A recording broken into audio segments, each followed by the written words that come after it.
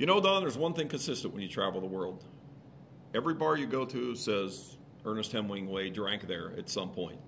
You notice that? Especially in Florida, for some reason. Florida, Paris, he was in every bar in Florida. London, everywhere. The guy was everywhere. But only makes sense that they would name something after him, right? And you're going to want to find out because this has some very interesting background. Stay tuned.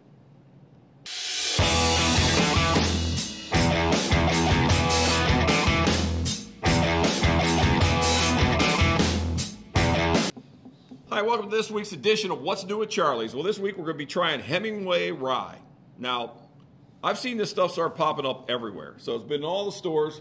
And I was a little leery of it. I'm not going to lie, man. Because, you know, when it's everywhere, I start thinking maybe, you know, whatever. And it's got a name with it and everything. But my good friend, Mr. Don Williams of Bourbon Fool, told me something really exciting about this. And Don, who makes this? Involved with making this.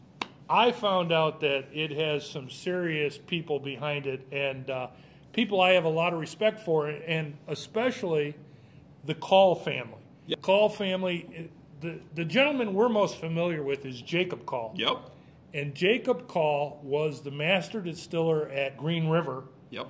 And, you know, they produce some really great stuff at Green River. We've done videos on that. We love all their stuff. That's right. That was Jacob. Right. And now Jacob has left, and he has begun working for Kentucky Distilling Company in Western Kentucky. Yep. And his father is the master distiller for this whiskey. Yeah.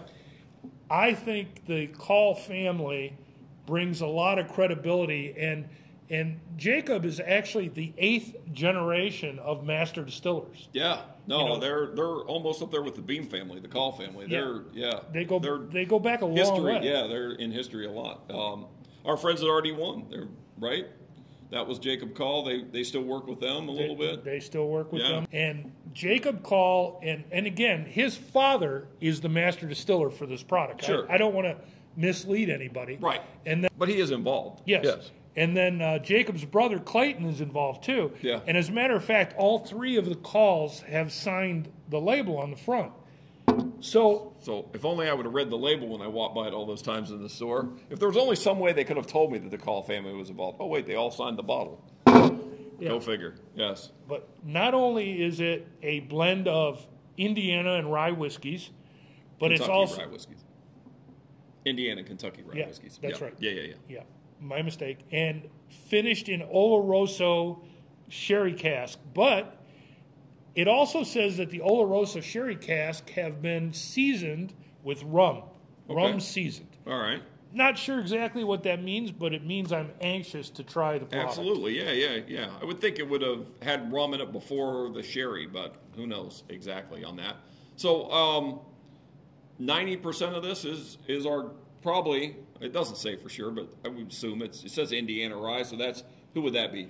It's usually MGP. It's our friends at MGP. They're 95.5 Rye, which is fantastic. And the 10% Kentucky Rye, you would guess, was Green River? Yeah, because they had a 95.5 Rye also, right? Yeah, and I believe it says that. So, so there you go. We're just speculating at this point, but I think it's a pretty good guess. Yeah.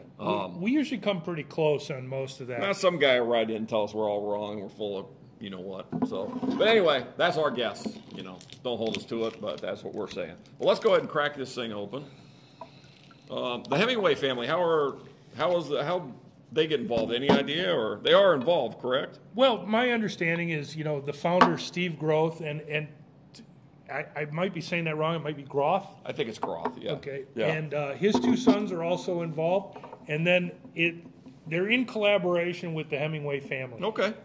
So, you know, Ernest Hemingway, perhaps the biggest name in American literature you can think of, or one of them. Yes. And I think that it is a spectacular provenance, and I hope that they can expand it, you know, beyond. I think it would be a very interesting story to, you know, there's a lot more marketing stories out there that have more fluff and less substance. It would be nice that this one, you know, takes off. Absolutely. Yeah. Well, cheers. Let's see what we got here.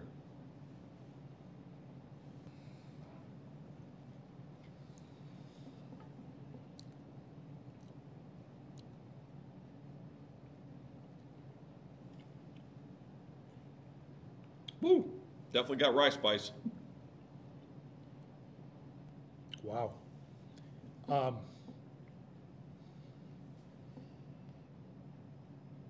I'm trying to think of what I'm getting.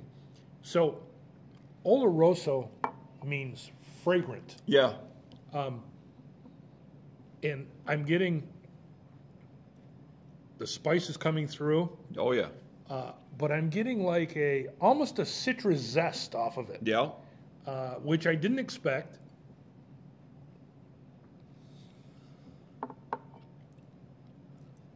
But you get that like heavy wine flavor, like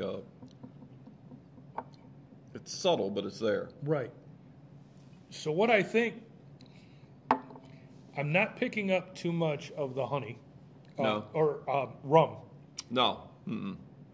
But what it does do is it kind of balances that spice, and you get kind of a creamier finish. It does have a really good mouthfeel. Yeah. Yeah, kind of more blended. Yeah. No, I like that. That's very nice. 102 proof. It's a little hot. Yeah. But it has a great flavor. And the cool thing is, it's easy to find. It's everywhere.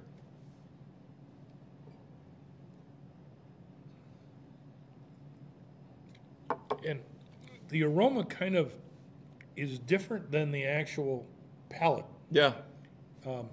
It's kind of a little bit of a smoky kind of aroma, and then it finishes much different. Yeah. I really like that. That's very nice. Yeah. One of the cool things when looking this up is, we had heard about Western Kentucky Distilling Company. Yeah. They're going to be a player. For those of you who have not heard about them, they're not necessarily a place you go visit, but they are designed to make custom whiskey mash bills for other people. Absolutely. That's kind of their program. People like, the Hemingway brand. Sure. And they are in, of all cities, Beaver Dam, Kentucky. Beaver Dam, Kentucky. It doesn't get any better than that. It doesn't.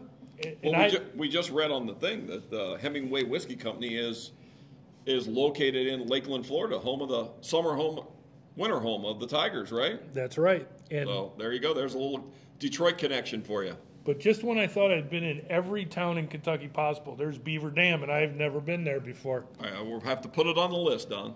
Charlie, this Hemingway, I think we're going to hear a lot about this company. I think so, because not only do they have great people behind it, they have a great story and a great name, and I think that they're going to be around for a while. I think so, too. I look forward to see what else they do in the future. Charlie, good Cheers, choice. my friend. Thank you. Thank you, everyone, for watching. Cheers.